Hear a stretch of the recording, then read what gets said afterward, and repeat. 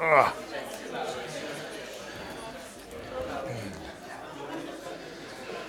Oh, that's live.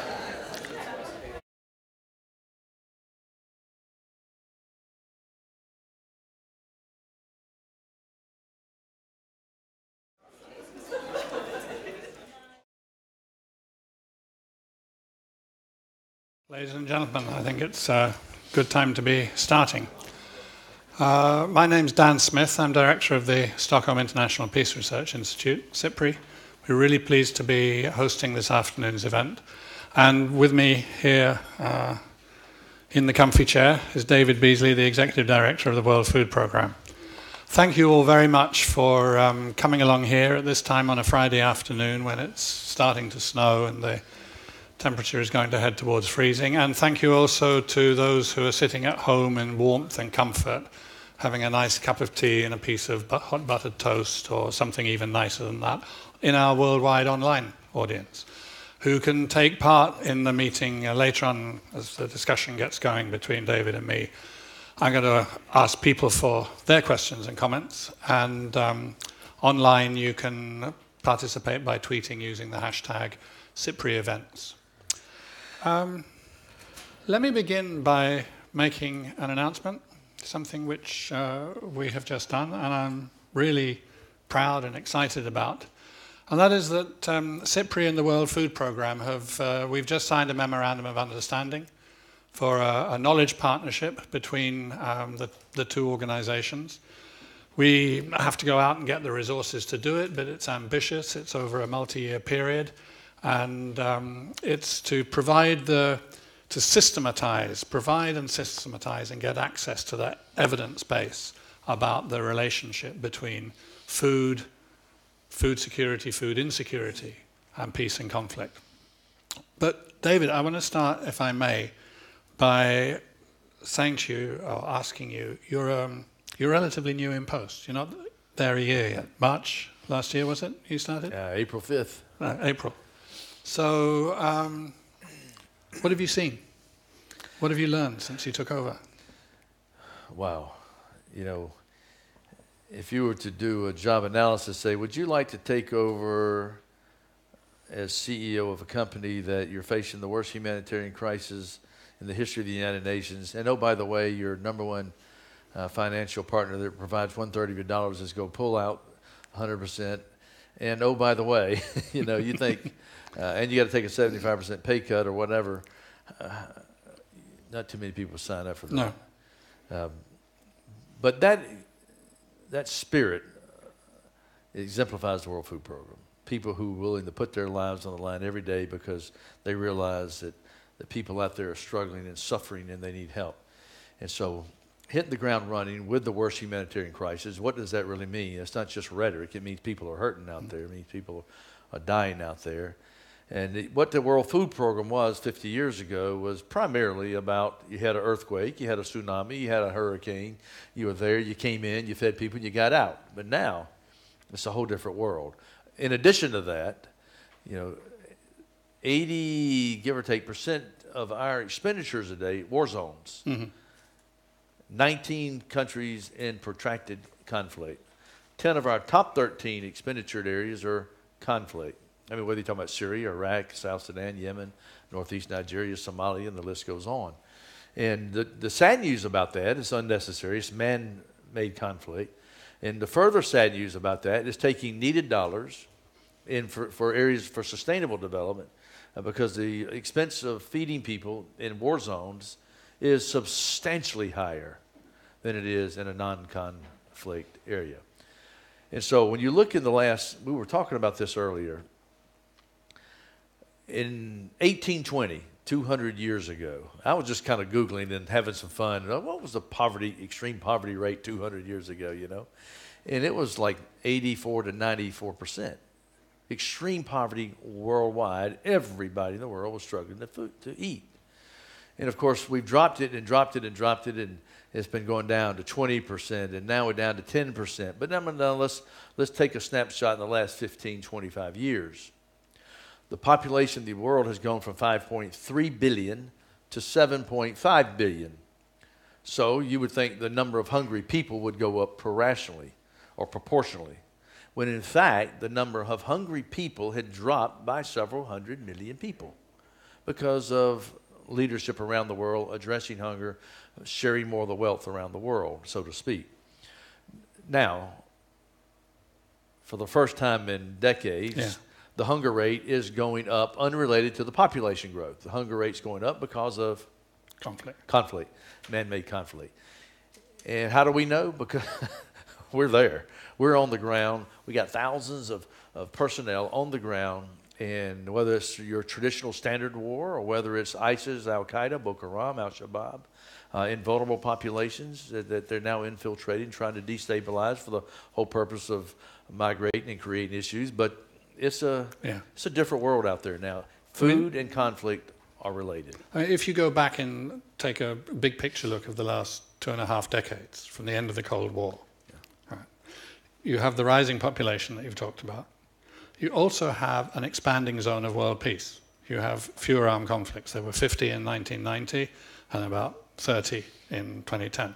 And the number of people killed per armed conflict was going down. So although you had Darfur, and in the early to mid 1990s you had Rwanda. So the world was not free of horrors, but given a world which is burdened by horrors, actually there were fewer of them during that 2-decade period. But in the last half decade, the number of armed conflicts has gone back up again, from 30 to above 50.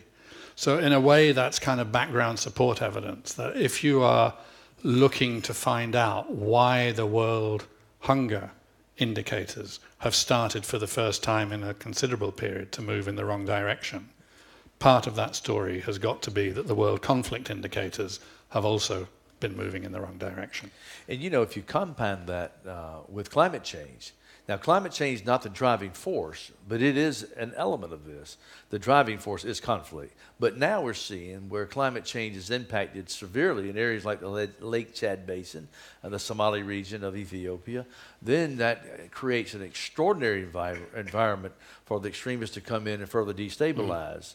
And so climate change is a factor in some elements of this conflict-driven scenario. And whether it's climate change, as we normally understand it, anthropogenic and global warming, or whether it is a more natural long-range climate variability, which the world has also seen, things like the Chinese drought in 2010 and various other extreme weather events around the same time are part of the background for what happened to food prices in 2010, 2011, and that's part of the background to what happened in Egypt at the beginning of 2011. So you have this kind of, perhaps it's a surprisingly fragile world system in which food is one of the key and most sensitive parts of that fragility. If your belly is reasonably full, it's okay. And if you're starving, then a lot of other things can fall apart as well. The good news and bad news. The good news is that there should not be a single human being that goes to bed hungry. You just came up when we were talking earlier with a killer fact about wealth in the world today. Yeah. Share it. There's $300 trillion of available wealth today in the world. And the availability of fluid wealth is unprecedented. In the United States alone, in the last 12 months, the stock market has increased by $7 trillion. And I'll be with the President of the United States next week, the leadership of around the world. And if we can't take just a part of the increase of wealth and address world hunger, then who are we as human beings? What's the WFP's annual budget at the moment? What's its yearly spend, approx? Well, when I took this position, everybody thought it was going to be cut by a couple of $1 billion, from the U.S. But in fact, the U.S. did not cut back. The U.S. increased. And so in spite of the rhetoric, it'll be very clear. The United States went from $1.9 billion just on the World Food Program alone to $2.5 billion. Now, it took a lot of work to showcase the realities. As I've told the U.S. and other major donors, if you want to spend another $500 billion on military operations, cut the World Food Program. Because we're the first line of offense and defense against extremism and terrorism. Our budget was expenditures last year was about $5.8 to 5.9 billion. Now, which is substantially higher than it was just a few years earlier. Other UN agencies have been getting hit and been cut. This past year, 2017, we raised an additional $1 billion. So you're up at about 6 billion? Well, 6.4 in terms of expenditures, and then we were receiving, for the first time, we're beginning to see some substantial increase in multi-year funding, which is very, very important. Sweden is the best of the best at that. Of course it is. We signed an agreement today. Yeah. Which was fantastic. I mean, we signed an agreement today that said to the world that if you want to be more efficient, more effective, be better positioned against world hunger so that we can do long-term planning. Anybody knows if you can long-term plan, you can do it more efficient, more effective.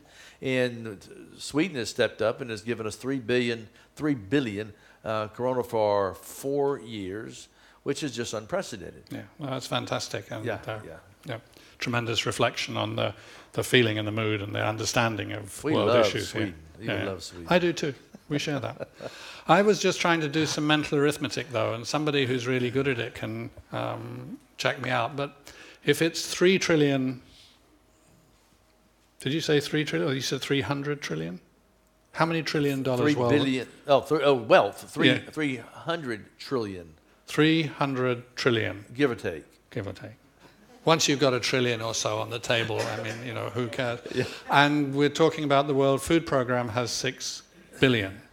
Now, a billion is 1,000th of a trillion, right? And at this point, my math started to run out. That there's a naught and a point, decimal point, and then several more zeros, and then a 5. But it's a very small proportion of the total is being spent on. Just on the increase alone, based on your mathematical analysis, if the stock market went up to between $6 and $7 trillion, 1,000th of that is $6 to $7 billion. Right. We're only receiving 1,000th of the increase alone. Now we need, not for the 815 million, but we feed about 80 million, give or take, people on any given week, month, year.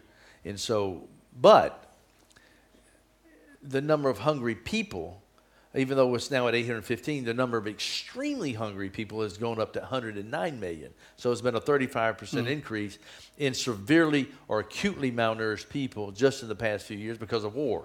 And people say, well, gosh, you've been able to avert famine in Yemen, in South Sudan, in northeast Nigeria, in Somalia. We have. We've been able to avert famine, but even though we've averted famine, the number of hungry people has gone up. And so the number of hungry people, severely hungry people, has gone up from 80 million to 109 million. So the needs of funding that's gone from 6 billion to 9 billion. Right. So we need 3 billion more dollars to keep up. For the severe people who don't know whether they're going to eat the next day. This is a huge issue. We're a voluntary raised organization. We raise about $18 million a day, so I need to spend my time wisely here. And so we need to raise $25 million a day. So I need to pick up another $7 million per day.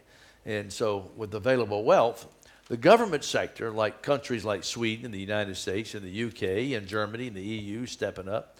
There are a lot of countries that need to step up, and we need to get the private sector engaged. And then, quite frankly, I think when we tap into the social media network with the millennials who can go on and share the meal and give $1 or $2, I think that's how we're going to solve, crisis and world hunger. So, having got kind of a fairly good sense of that and some of the big picture, let's go to the relationship, more detail maybe, between food insecurity and conflict. I mean, the causation works in both directions, right? Food insecurity, so to speak, feeds conflict, and conflict deprives people of the security around the food supplies. What have you seen? What can you tell us about? Common sense will tell you that's the truth, but then what's the anecdotal evidence and what's the digital information and data that supports that? And this is the beauty about partnering as we're partnering, because we're gathering now more data than any time period in history. In fact, we've digitized now, out of the 80 million beneficiaries, we've now digitized 25 million. And we plan to digitize every beneficiary that we have. Now, we got to get into, make sure protection systems, blockchain, what is it going to take to protect this data, which is a whole other area of discussion. But as we gather more data, and then as we use drones for surveillance and observation of movements and patterns and climate, then we're going to be able to, as we integrate all this data, and we're using so many different companies out there for data analysis and assessment and gathering so that we can make better decisions about pre-planning in advance, cost savings, and what does that mean? How does climate change come into play? Where can we pre-position food and make decisions as we see El Nino or whichever, going in whichever direction? What does that mean? We can showcase examples of what it does in countries like Somalia and the Sahel. I mean, it's now pretty evident. You can debate all day long what causes it, but we definitely can show the consequences that the climate is changing, and because of that, what can we do in advance with better data? And then that relationship to, of course, conflict. And we can, if I want to get blunt here about conflict, and I've said this to European leaders, and I've said this to the U.S. as well. If you think that you had a problem with Syria of 20 million people, you wait till the Sahel of 500 million people destabilize and migrate. Because ISIS is moving down there, taking advantage of a very fractured system where climate change has impacted in the Somali region, Ethiopia, and we can go on Cameroon, Chad, Mali, et cetera, et cetera. And they're cutting deals. I mean, ISIS and Al-Qaeda and Boko Haram and Al-Shabaab now are beefing up the territory, cutting the deals, medical benefits, food. They use food as a weapon of recruitment and as a weapon of war. And we say, let's use food as a weapon of peace, a weapon of unity, a weapon of stabilization. And so the more destabilized and fractured an area is, the more opportunities for extremist groups to come in, destabilize, because they want to infiltrate, destabilize, create conflict, and then take advantage of that conflict. I mean, it's like you say, it is a matter of common sense. If you have a system which is fragmented and fractured and isn't working well for the well-being of the vast majority of people, then that's what provides the opportunity for somebody, some group, to be using food to say, well, come with us and you get food. Boy. And that group who's saying, come with us and you get food, might be a relatively benign group, or it might be extremely malign. Right. So if you get a stronger system for the distribution of food, for the availability of food, that meets the well-being of a larger proportion of the population, that is actually, I mean, that's the security part of food security, isn't it? It is cheaper to do it right than not to. Yeah. And we could give classic cases, examples where the World Food Program and the international community has come together and done it right. And let me just give an example of the Tigray area of north of Addis Ababa in Ethiopia. Mm-hmm. If you took a satellite imagery of that 30, 40 years ago, it would be like a lunar landscape. And so look at it today. So what we did a food for asset program. We call it the merit program. So everybody in that region that received food that was an able-bodied adult, they were put into a community development program. So they would receive food and they were expected to help build the community. What did? They trenched ditches for irrigation. They terraced the landscape of the mountains and the hills. Now you take a satellite imagery, it's green. You've mm-hmm. got crops, you've got goats, you've got sheep, you've got cattle, you've got livelihoods, you've got sustainability. So I've asked our team to do like a 30-year amortization on expense. So over a 30-year period, here's how much money was spent, and because of sustainability, the amount of international support began going down, down, down, down. Because when you have sustainability and zero hunger, you don't need the international community in there anymore. Mm-hmm. So we spent like $140 million in a 10-year period, for example. Now, we go to the Somali region, where we're feeding 3 million people in Ethiopia, not Somalia, Somali region of Ethiopia, where we're feeding about 3 million people in a 5 million people area about the size of France. And because of drought, it's a huge issue. Well, because of drought, no livelihoods, guess who wants to come in and take advantage of it? And so what's the international community doing? Trucking in water $175,000 per day, trucking it in. And I'm like, why are you trucking in water? Why don't you drill wells, and let's build communities around the wells so that what? You can have livelihood, sustainability. So if the extremists come into the Tigray area, they're not going to get traction because moms and dads are feeding their children and they don't have to yield. But if you hadn't fed your little girl for 2 weeks, and it's not like you can get in the car and drive down to Gothenburg. You have nowhere to go. Yeah. So you go yield. You go sign up to save your little girl's life. And so they use it as recruitment.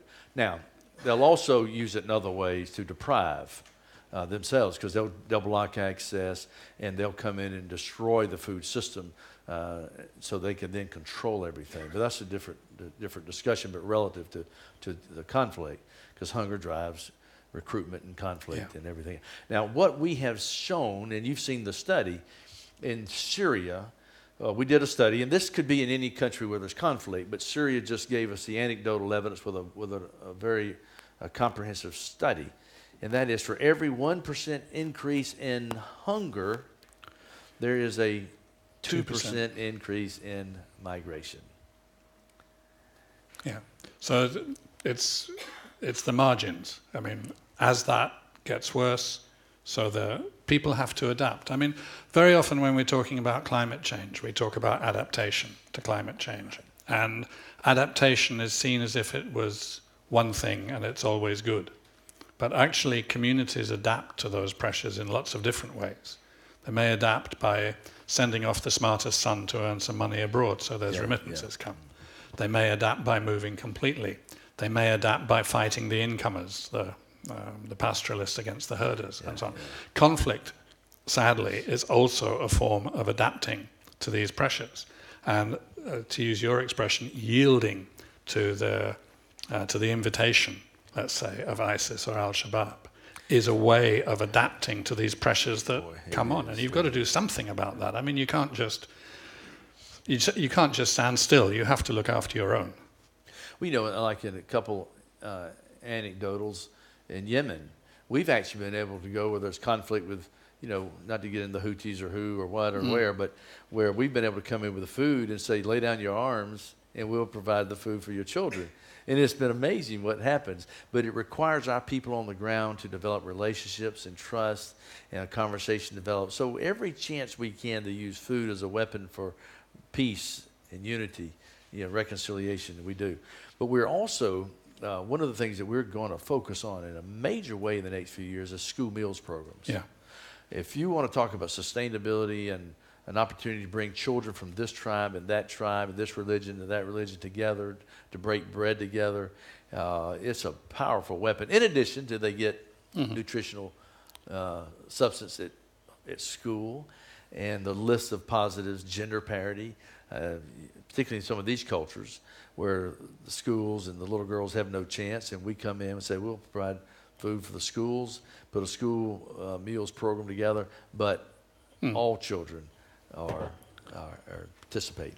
I want to, in a moment, I've got one more kind of question or provocation I want to put to David, but then I want to see what questions and comments may come from you all in the audience. So make yourselves ready.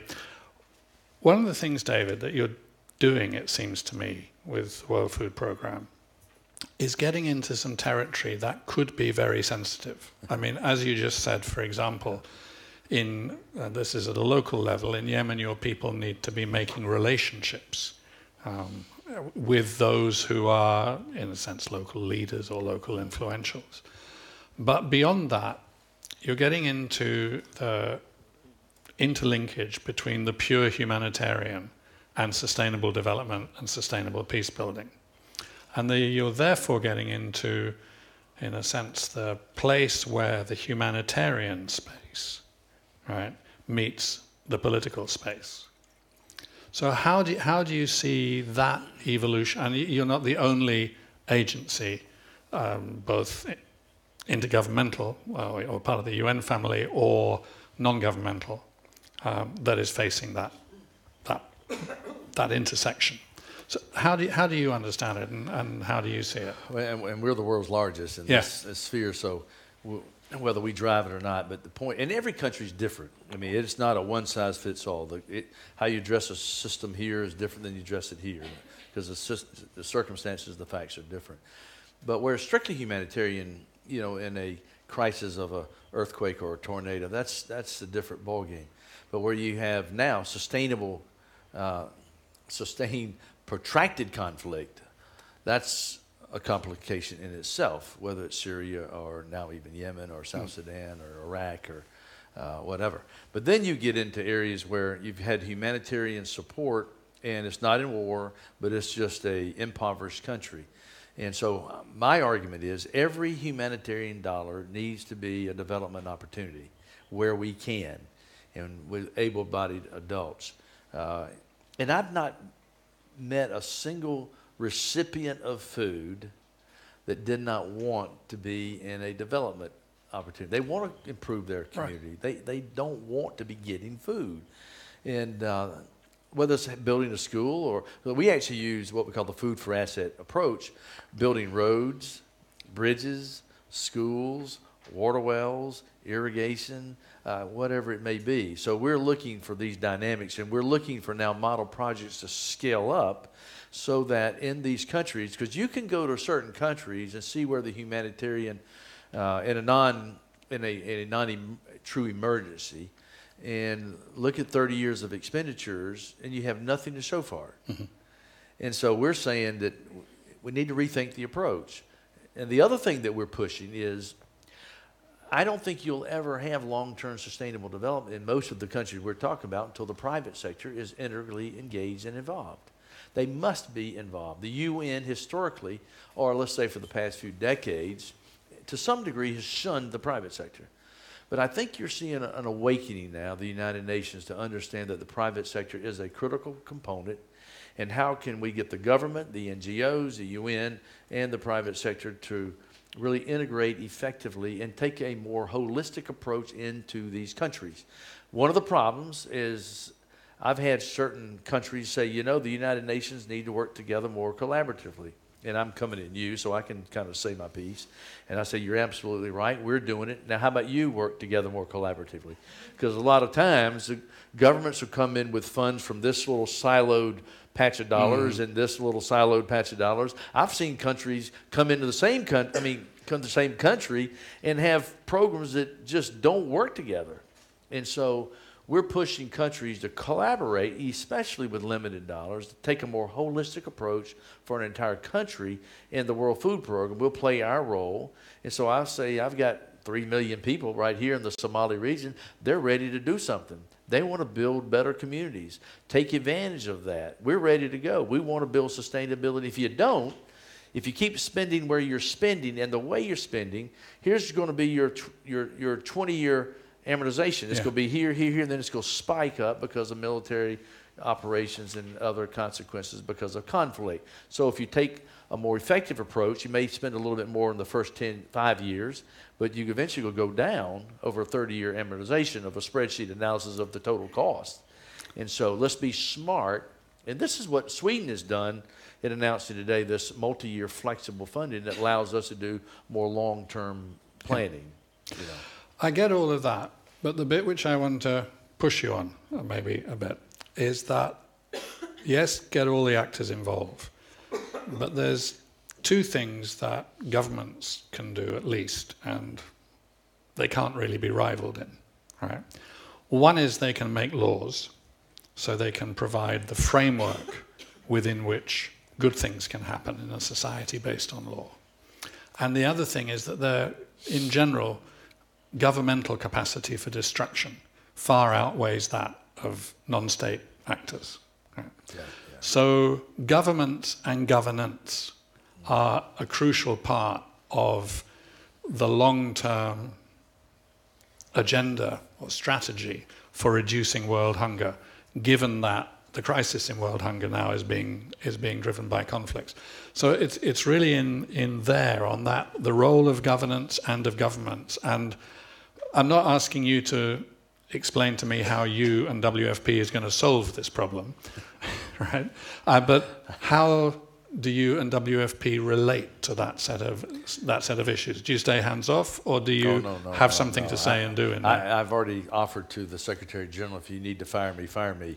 I don't need the job, but I'm going to do what I think is right. And I can tell you very clearly, there are countries out there that got so much corruption and so much mismanagement, and the donor countries that are putting hundreds of millions of dollars in those countries should demand and expect transparency and better governance. And it's critical. And so I'm singing the song and saying very clearly, yeah, you've got innocent people right here. And the reason you have innocent people suffering when you've got so many resources in that country that could literally have enough resource to feed almost everybody in the world. National scale, the same as the world issue. Yeah. And so I don't think, as a humanitarian, it's right for me to sit idly by and just let that be escaped. Now, how I approach it is strategic. And we do. I'll talk to the major donors and say, this is what you have, this is what you need to do. So one of the things I try to take advantage of there's I guess having been a United States governor, I've got a lot of relationships and senior positions and friends around the world. So I take advantage of those. And they know me, I think they trust me, and I'll go say, I need to have a heart-to-heart with you. This country right here is a problem. The leadership, you're putting money in that country. You need to call the president or the prime minister, and you need to apply the pressure necessary to start changing the transparency, the system of laws, governance. Because in many of these countries, why? Look at China. You can argue about human rights in China all you want to, and there's legitimate arguments there. But they've reduced hunger by 800 million people in the last 25 years. They're now down to 30 million people. And look where Africa is. Got all the resources in the world. And I think, as I'm hearing now from donors that are saying, we put too much money in this country, now we're going to have expectations. And I'm like, well, you need to make sure what you're saying gets down to the bureaucracy, so to speak. And I sense that that's starting to happen. And let me say this, because China has such a major role in Africa. I'm having some very, very frank conversations with the Chinese about their moral responsibility and social responsibility in these countries. Countries that have been at one time beneficiary countries like China, like not just Mexico, but particularly South Korea. South Korea's got now surplus commodities, is a very, very prosperous nation. So they now need to be engaged and use their influence in countries that they can.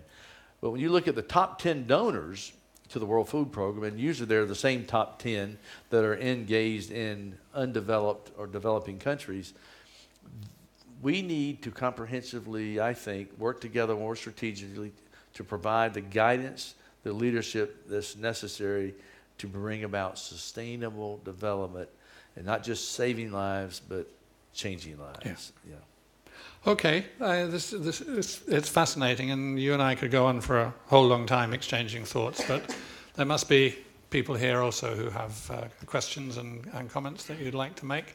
There's a roving mic, and there's a hand. And if you could just tell us who you are as you ask the question. My name is Bushra Nasser Kretschmer. I'm Yemeni Swedish, and I've been working with the World Bank, USAID, GIZ, Malaysian government, other developed countries and developing countries. I've been working in conflict, places where Qaeda is, and everywhere. I'd like to see the situation. As you have said in Yemen, that there is a relationship in delivering food and etc., and you build relationship with the communities. Unfortunately, I don't see these things as it is now, whether it's in Yemen or other places. What's happening usually with delivering the aid or the donation or the project is that in areas of conflicts, it's politicized most of the time. Or you can see that the aid is sold in the market by the people who are controlling in the conflict area or whatever. So, and that made me feel happy when you said, Mr. David, that you're considering blockchain and technology and so on, because this is also my interest at this moment, how we can monitor and make sure that the aid is delivered or the donation is delivered with less administration cost and make sure that we have a direct connection with the beneficiary itself.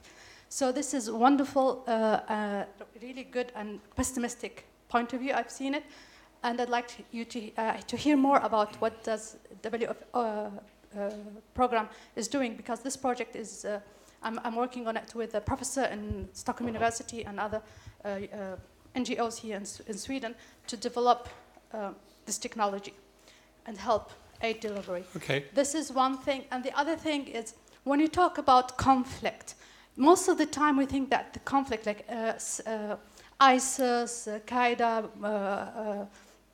Al-Shabaab, and those areas, most of the time they talk to the people on the ground, the communities, with the deferred problems. They have deferred problems. We don't tackle these deferred problems.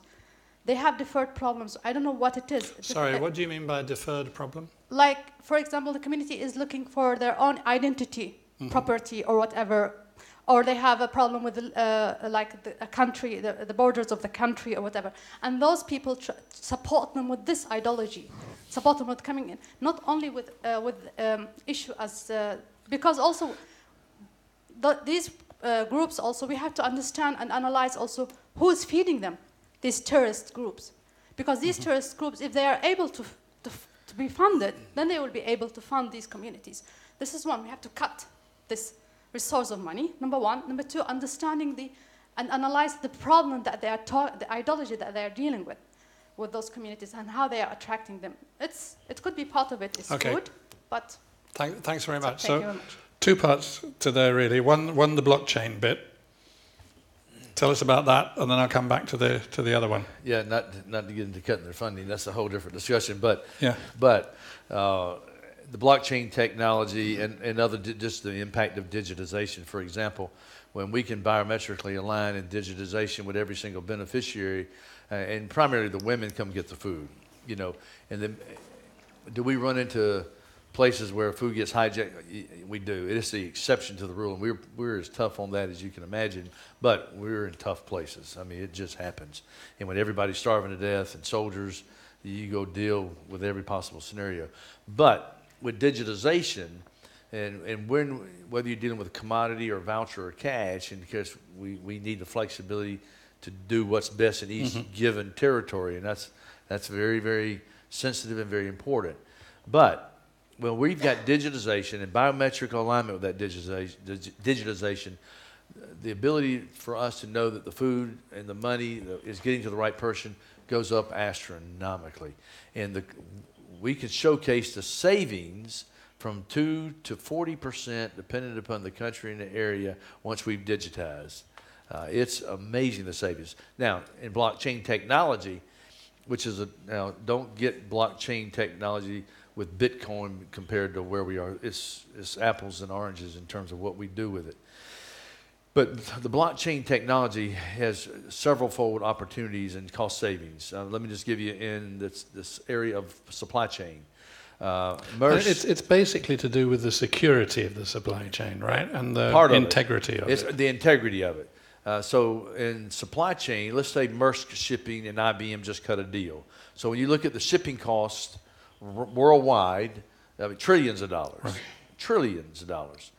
But the cost savings from using blockchain technology could end up being hundreds of billions. So if it's good enough for the private sector, then there's opportunities for us. So we're partnering to look and see how in the supply chain area, we're using different companies in digital data, assessment, analysis, and how can we reduce costs, be more efficient, in a variety of different ways. Then you get into the protection of the data, where blockchain becomes an opportunity, because if we're gathering so much data, you can imagine it's one thing to use for data for assessment of global economics, et cetera, et cetera. It's another thing to get that data and use it for the wrong purposes.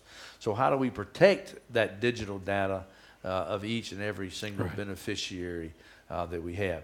And that's where blockchain can play a very critical role. And the second question that colleague, friend was asking, do you get into that issue at all about the funding for terror groups, or that's simply in terms of the World Division of Labor, that's not where you are? The World Food Program doesn't necessarily get into that. That's, but I have my things to say about it when I see it, because with digital surveillance now around the world, the top leaders in the world know who's funding who. Yeah. And it needs to stop. I mean, if we were going to be rhetorical about this, we would say that that funding is funding for starvation. That's right? exactly right. Yeah. Yeah. And, you know, it's just unfortunate. Yeah. It's very unfortunate. It needs to be stopped. And I think the top leaders in the countries that know of this need to do everything in their power and could probably do more than they are doing. Yeah. Take another question. Yes, there was one at the back and then the one at the front. Okay. Hello, my name is Ola Möller. I work as Senior Policy Specialist at SIDA in the field of agriculture and food security. I have a rather short question. During recent months and years, this new development tool rather new development tool of cash transfers has been something which has been sort of buzzing in the development world. I would like to know your ideas, the pros and cons of using this tool in the context of food security, stability, and peace. Cool. And you have to be careful with the term cash transfers, because cash is not just cash. It's vouchers and, you know, other modalities within that framework. The World Food Program is, I guess we're probably the world's largest now. We're now up to 1.3, give or take, billion in just direct cash. And out of that 1.3 billion, about 47-8% is actual cash, and other is voucher. For example, let's go to Lebanon.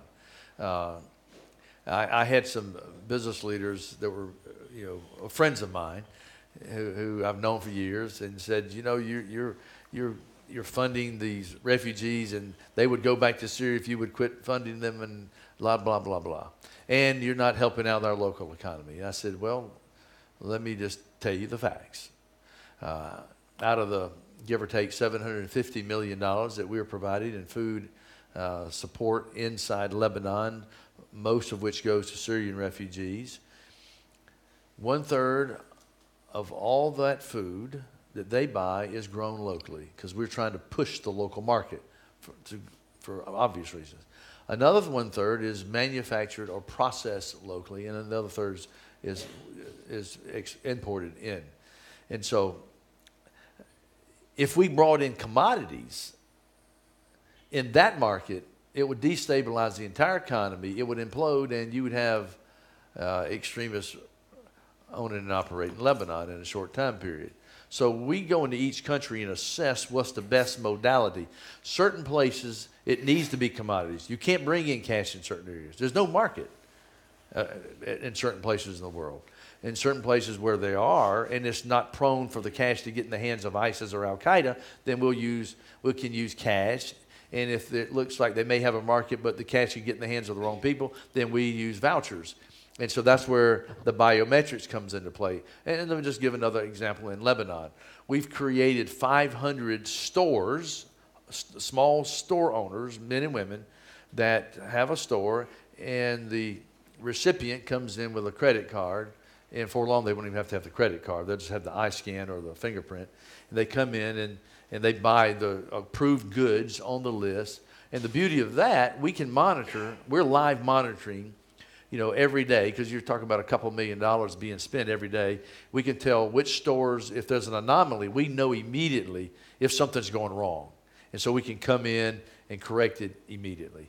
And so cash-based transfers has been going up, up, up, up.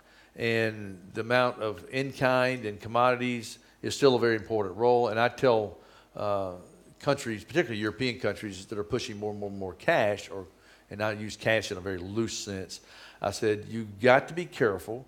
Cash-based transfers is essential, but commodities is of equal importance. Give us the flexibility to determine what's the right modality. I said, the last thing you want is if it's true cash and you do it in an extremist area and cash gets in the hands of, let's say, Al-Qaeda. Al-Qaeda buys a plane ticket and they fly to Stockholm or London or Paris and commit an atrocity. Well, the political support for humanitarian aid is going to be, you know, sliced immediately. So we need to be sensitive and smart and shrewd and doing it the right way. Commodities, the United States is the biggest supplier of commodities. Now, they're the biggest supplier of commodities and cash. But when we are at 6 point some odd billion, when we need 3 more billion to address the 110 million, I'll take anything I can get. But give us the flexibility to work with the countries to determine what's the best modality in that region. Now, let me say, for example, in Africa, I don't remember the number off the top of my head, but we used to bring in commodity. Now, because of cash and vouchers, we're buying, I think it's like $389 million worth of food in Africa. So, or like in a school meals program, we're pushing school meals programs all throughout the world. So if we go into a school and we're going to do a school meals program for a lot of reasons, we want to buy locally. So we'll meet with the farmers locally and say, all right, we're going to feed this many children in this particular area, and we'll buy the food from you. Now, we need not just wheat, we need vegetables, we need fruits, and so they know they have a buyer. So we can come in with cash and then buy the local commodity. And so with that type of transformation creates, it's like priming the pump, creates sustainability, gets it going, and that's good balance. Now, let me say this, and this is the problem I've seen in the past 30 years in the humanitarian development sector of the international community, and you have little to show for. I'm asking my teams in a non-emergency operation, every program we develop should have an exit strategy. Because an exit strategy means you've achieved objectives and we're no longer needed there. So if you don't design a program with an exit strategy, then you probably don't have a good program. That means you're not creating the local infrastructure necessary for sustainability and resilience. And so we're trying to think a little more strategic. How do we bring the private sector in where we can, and et cetera, et cetera. So if I get you right, you would use cash, actual cash transfers where that works. Oh, yeah. That would be number one preference. Yeah. We're doing about $600 million of it now. Right. Vouchers would be a more secure version of doing the same thing. It provides the individual recipient with less flexibility, but still with some. Correct. And commodities if the security situation or the corruption situation really demands it. And what I like as well about that, the approach as you've set it out, is the thing of strengthening the local market, because that's where also, that's part of the engine of development and that transition. It is. And it can be very cost efficient, very effective. And what we find with, the people who handle this money, the cash, it's the women, the mothers. And you give the mother the money, they go feed their children. I mean, it's proven, it's clear, it's just indisputable. All the evidence. The women are going to make sure their child gets what that child needs. And we need to trust these women, but we trust and verify now. I mean, it's very important because the taxpayers have every right to know that their money's being spent efficiently and effectively. And I think that's why I keep telling, let's make certain we put it in the areas that aren't prone to extremism and terrorism and this kind of thing. There's a question here.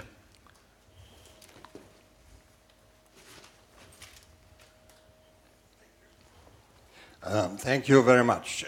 I'm Jan Lundqvist, and I work at Stockholm International Water Institute. And in the good old days, I had a very good collaboration with Stephanie Blankner, so there's a connection between us. That's why I'm sitting here also. I have, I think, mainly 3 questions, but let me thank you for your presentation and your discussion. You mentioned initially that you're working on what you call evidence-based approach. So one of my first question is, when you see the increase in food insecurity, is it primarily in conflict areas, or where do you see it outside? And for me, and for some of us here, I think it's natural to see also that we have a severe challenge in, if you look upon the water situation in the world. You talked about climate change. But we used to say that climate change is very much water change, because you have a lot of, you mentioned drought and such. So how do you look upon that kind of contemporary and also threat in the future, the water, the resource situation? And also, I would like to bring up one other aspect, I think, which you didn't mention, namely you talked about food insecurity, and I suppose you refer primarily to calorie deficiency. Do you have any figures or any thoughts about the jumping malnutrition in terms of we have both the micronutrient deficiency, but we also have the overweight and obesity problem, and that's also hitting the poor people and not only the rich ones. So that's the second question. The third question, maybe it's too much, but let me briefly mention it. You talked in the latter part of your discussion here about the distinction between humanitarian efforts and development or sustainable development effort. And you talk about silos, both within countries, between organizations involved in different type of activities, and certainly between countries. So my question to you, I mean, in Rome, you both have World Food Program, you have FAO, you have IFAD. What is your thoughts about collaboration between those other organizations? Thank you very much.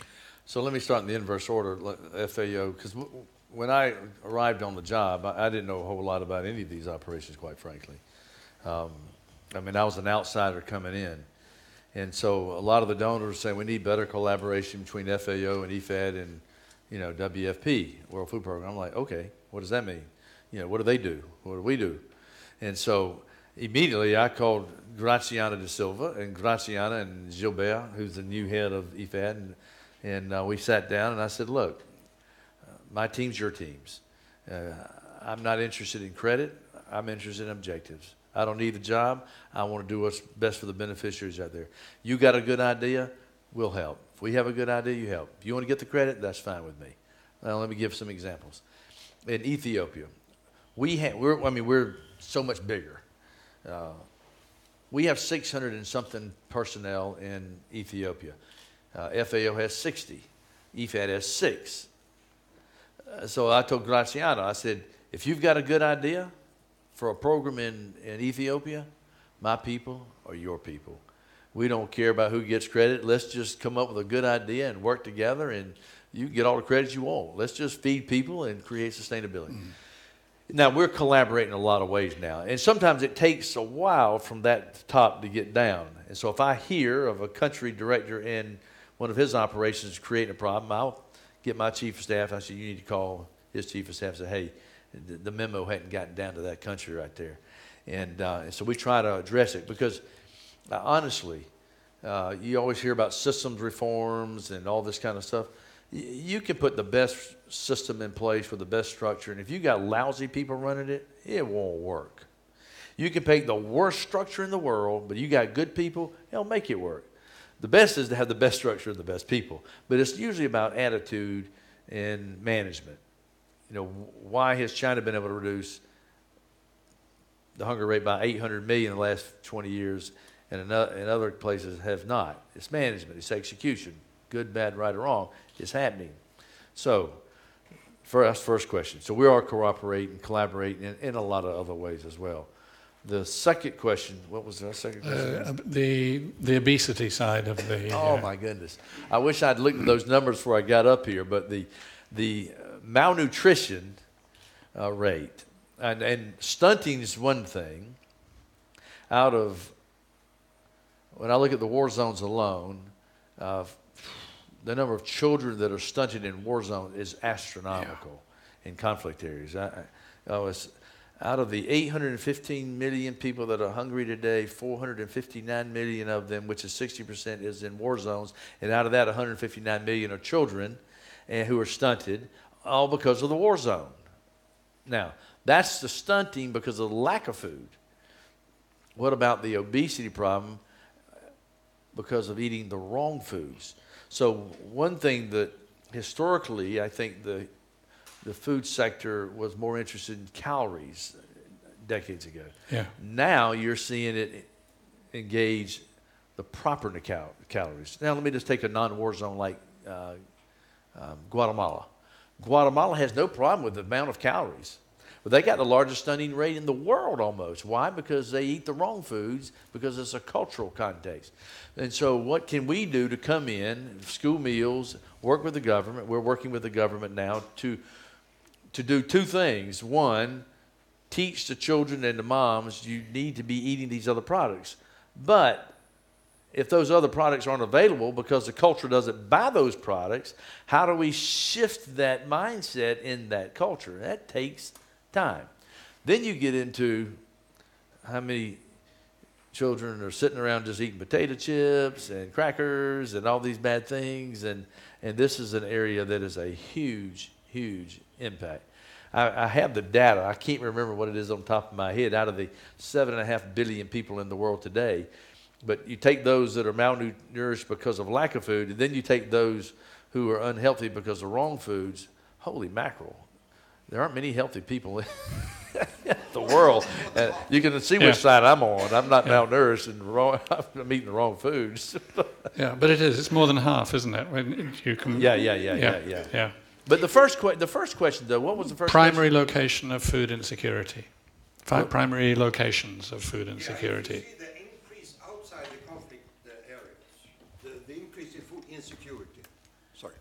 If you see the increase in food security that you started to say, that we see an increase now, huh? Yeah. And does that increase occur in the conflict area, or where do you see that increase coming up? It's clearly conflict areas, clearly.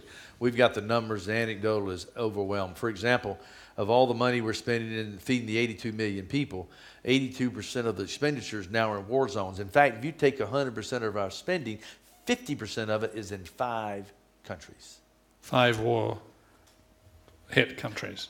Only one's not a war zone. Well, it's destabilized, but that's Ethiopia. Right. Okay. But it's in a bad neighborhood. You put them right there, Yemen and Syria and South Sudan. And so the numbers, for example, in Yemen, where you have a population of 29 million people, we have 18 million people that go to bed hungry every night. Out of that, 8.4 are on the brink of starvation, literally on the brink of starvation. We've averted famine, but the number of hungry people has gone up.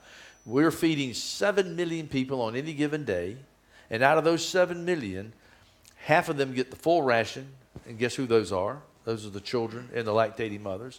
And the other half are getting half rations because we don't have the money we need or the access we need, which is a whole other set of issues in access. But when you go to South Sudan and start breaking down those 19 countries in conflict, and you had another number, what did you say? I thought you said a number a little while ago about the number of regions in conflict. No, it was that there were... Whereas there were about 30 armed conflicts going on in 2010, it's over 50 now. But some of those are multiple there are countries that have more than one armed conflict. So the numbers are clear of where the hunger rate's going up. And I don't know if I mentioned this here. Did I mention the 1%, 2%? Was that? Yeah, you did. Okay. Yeah. You said it before and you said it now. That's okay. There's a little bit of bad news, which is that David is having a very good visit to Stockholm. And he's impressing a lot of people, and therefore another meeting has come up, which means we have to somewhat shorten this session down. I think we advertised it to 3:30, but we're going to need to stop considerably before then.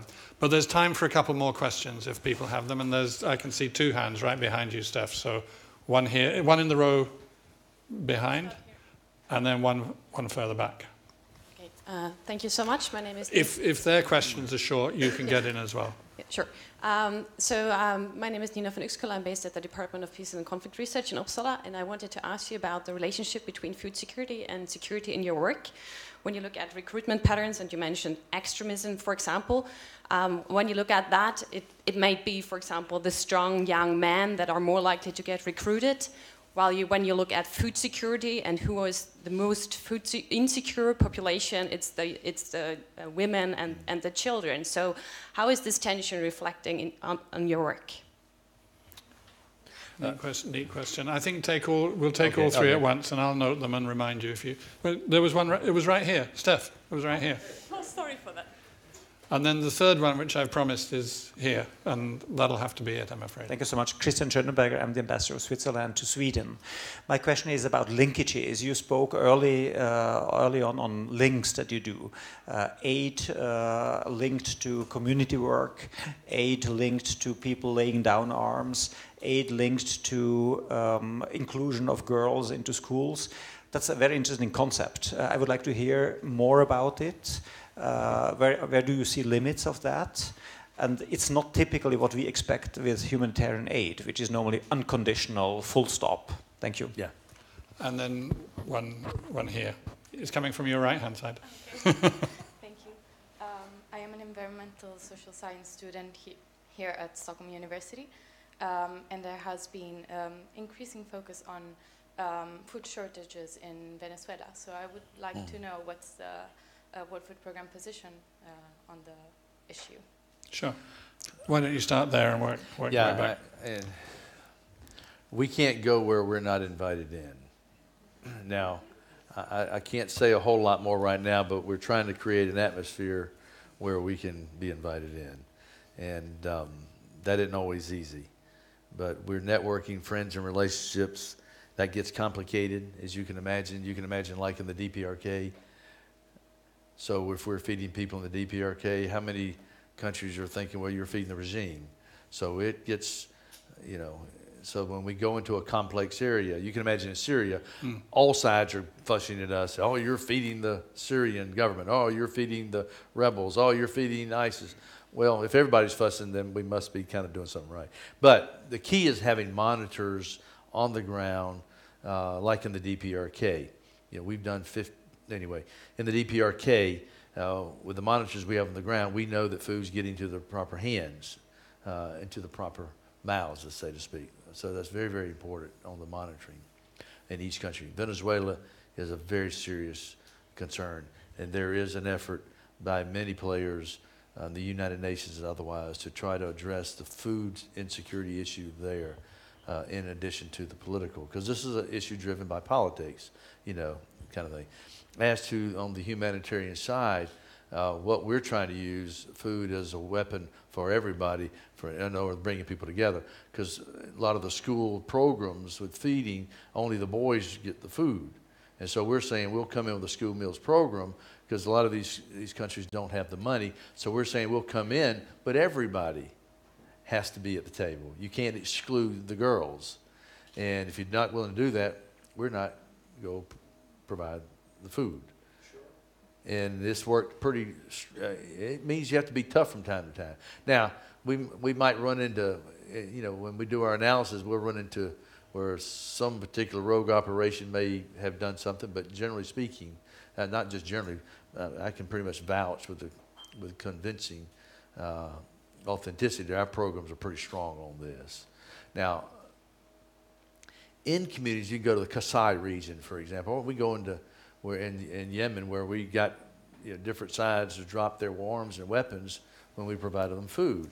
Or we go in the Kasai region, where, you know, we're trying to bring the different tribes of different children together, use food as that weapon to recruit the children to eat together and bring peace into the areas. And so we see, unlike those who want to use food as a weapon of division and war, that food can be used as a weapon of peace and done in the right way, where it respects universal human rights for all people. And we stay committed to that. We are neutral. But let me say, when I say neutral, meaning we're not neutral in everything. I'm not neutral, but you've got values. Yeah, like with what's happened in Myanmar on the Rohingya. I'm not going to be neutral about that. I'm going to speak out about that. And I've already told my boss that if you need to fire me. And same thing in other places. When I was upset that Saudis weren't paying for the humanitarian fallout in Yemen. Well, now they're stepping up. You know, I think we have to speak out. And neutrality doesn't mean you can't speak out. And neutrality doesn't mean you have to say, well, I'm for ISIS, you know. We're not neutral about this kind of stuff. And I think the UN has got to step up, and I think it needs to earn its respect again, and I really do. And I'm maybe not your typical UN person. I don't know. I kind of say what I'm thinking, and I have to be told from time to time. You might want to say it differently, you know. And I'm learning. You'll have to bear with me. But I come from private sector and public sector, and I want to see goals and objectives achieved and do it in such a way that respects all people and all rights. And I just, like you, when I see how much available wealth is and how much money's been spent over the decades, and we have so little to show for it in certain areas, and yet there are other areas we have a lot to show for it, you know. And so, and many of you out there you have a lot more knowledge and experience than I have. You know, I didn't get easily talked into this position, but I wouldn't, as my children, I have 4 children, a prosecuting lawyer, female, and another daughter and two boys. And I've been United States governor, and I've been here, done this, done that. But my children will tell you, Dad, what you're doing now is the greatest thing you've ever done. And the World Food Program is an amazing operation. So let me make this one comment. I was doing a story with CBS 60 Minutes. I don't know if you saw the story. It's what turned the corner with the Saudis on what's happening in Yemen. And so Scott Pelley with 60 Minutes, and I don't know how many of you ever watched 60 Minutes, but 60 Minutes is a powerful program in the United States, and it impacts probably more than any program I'm familiar with. So Scott was doing a story with me and the World Food Program in Yemen. And at the end of the interview, we were sort of through, and he said, and he's known of me and I've known of him for a long time, and he says, Governor, he said, you got the greatest job in the world, don't you? He was so proud of hearing what we were doing. And I said, Scott, I do. I said, but I'm going to say something right now that's going to bother you. I said, I don't go to bed every night thinking about the children we saved. I go to bed every night thinking about the children we couldn't save because we didn't have the money we needed. And I said, when you've got $300 trillion of available wealth and children are going to bed starving, that's what I go to bed thinking about. And he looked at me and says, I've never thought about it. I said, it's not fair to the people in the humanitarian world that lay their lives on the line when no child should go to bed hungry, not one. I said, it's not fair because you know what we have to do every day when we don't have the money we need? We have to choose which children don't eat. How would you like that? And he was just, oh my gosh. I said, it's not fair and it's not right. And so that's the World Food Program. And that's why I'm proud to be a part of this team. You know, that's fantastic. And they've been out there all their lives, and I'm just Johnny come lately, and I'm proud of them. I want to make them more effective and more efficient, and so. Just before we stop, the final thought and question. The question that was asked about this interesting paradox about recruitment, that, as we were saying, where you have a lot of food insecurity, there you've got good fertile grounds for recruitment by whomever. Right? But if you're a fighting group, you may want, as was suggested, the strong young men, whereas those who are most vulnerable may be others. So, you know, what thoughts do you have to share about that, and the recruitment issue and the context in which that kind of recruitment is happening? Well, the recruitment is obvious. We see it every day in certain countries. Not every country, but certain countries. And that's a subject of analytical discussion with leaders about what to do. But it's clearly mostly men, but the most vulnerable, the people that suffer the most in these particular vulnerable areas are the women and the children, no doubt. Now, on the other hand, what we're doing with what we call Farm to Alliance, Food for Purchase, Peace for all these different programs we have. I can't remember all the acronyms, but the number of women that are now in the smallholder farmers that we're strengthening is amazing, in Africa particularly. What we're seeing with women stepping up and running the small farm holder operations is up and up and up, and it's almost to 50% now. I can't remember, was it 46 or almost something like that? But in these vulnerable areas, the women suffer the most, and the children, and they recruit the men primarily, and they use a lot of different. As we look at this, can we think that maybe there's some considerable proportion of those young men who are allowing themselves to be recruited I mean, not the people who come from, say, London or Paris to join ISIS. Yeah. But those, I think more think of Boko Haram or maybe Al-Shabaab or other groups model, that actually one of the reasons why you allow yourself to be recruited as a young man is because that is a way of perhaps even protecting your family? Oh, no. There's no doubt about that. Yeah. It can be a negative or positive. Yeah. And what will happen, because there's a lot of lack of information, you know, it's not like they all got the internet and television, they can see what the government's doing.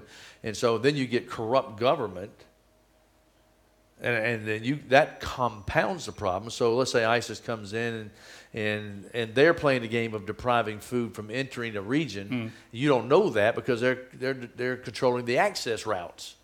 And so food's not getting in, and then they're hearing about the government that's corrupt, and then they're blaming the fact that you're not getting food on the government when in fact it's them that's keeping the food from going in.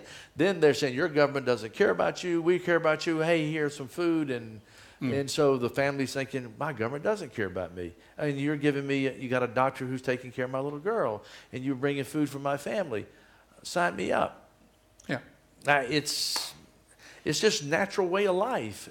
And so the more we can come in with resilience and sustainability, and I conclude sustainability in the governance part. Right. This is where the major countries need to apply the pressure necessary to force transparency and better governance in these countries. And this is a tough situation. But we can't continue to do what we've been doing because we know what happens when we do it right. People benefit. Yeah. Children eat, become healthier. That's what I think is so striking about this, is that there is plenty of evidence there that get it right and it works, and when it doesn't work, it's because something was gotten wrong. And the more digitization we do, and the more data gathering, we'll know. the more we're going to be able to analyze. And we're going to be using drones and so much technology to gather even more data and integrate it and synthesize it. And we hope we're going to be able to help you with that. Yeah, it'd be great. Yeah. Listen, one of the things which you said was that you've been in the job for less than a year. You sometimes needed to be, you just say what you think. You sometimes need to be told, say it differently. But I have a piece of advice, which is don't. Whatever you do, don't be bland. I think that the clarity with which you've spoken today is, and the sharpness of some of the points you've made, I think that we need to be hearing that. It's been a real pleasure to have you here. You've got a meeting to get to just across the road in 5 or 10 minutes. I had a couple of our humanitarian friends who are true humanitarians they said, David, when you tie the food to some of these issues to extremists, it really can cause some issues.